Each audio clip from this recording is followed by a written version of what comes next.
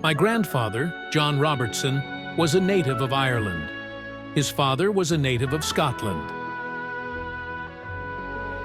The Robertsons likely came from Perthshire, ancient Highland ground where clan loyalty once meant survival. By the early 18th century, that world was collapsing. British rule dismantled clan society. Land was seized. Customs were suppressed. For many Scottish families, survival required departure. Ulster, Northern Ireland, offered land and a temporary refuge. The Robertsons were not alone. Thousands followed the same path. I am unable to state the time of my grandfather's removal to North Carolina, nor my father's age at the time, only that he was quite young. The British experiment in Ulster failed. Poverty returned, pressure mounted. Across the Atlantic, America promised something different. Cheap land, religious freedom, distance from authority. North Carolina welcomed them. When they moved from Virginia, they settled low down in North Carolina, and in a few years moved up to Wake County. In the mid-18th century, Wake County was not a town. It was considered the backwoods.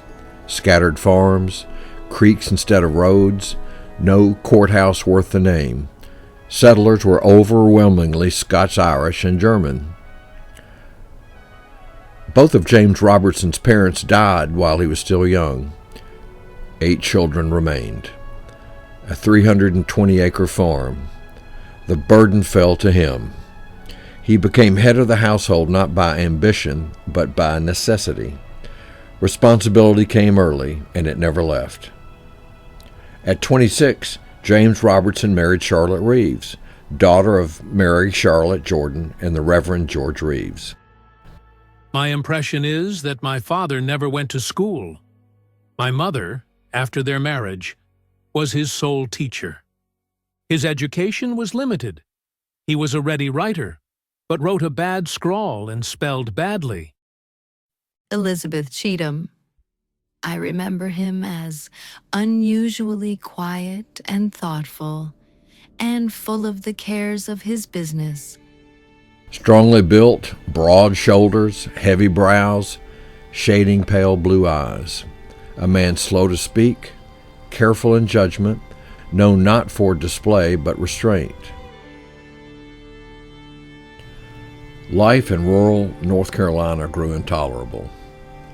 Sheriffs inflated fees, court clerks manipulated costs, land agents twisted titles. Taxes rose, services vanished. Justice became something purchased. The settlers did not call themselves rebels. They called themselves regulators, men who believed they were restoring lawful order where corruption had replaced it. They were at war with local government. Hillsborough lay just 30 miles from Robertson's farm. It was the seat of the government. When the courts failed, everyone felt it.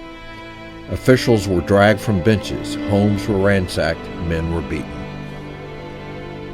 Out of collapsing authority and corrupted courts, Robertson chose a different answer. He would look west, over the mountains, before British authorities took action. Soon after his departure, then British Governor Tryon sent his troops to put them down. They were shot, hung, and dispersed.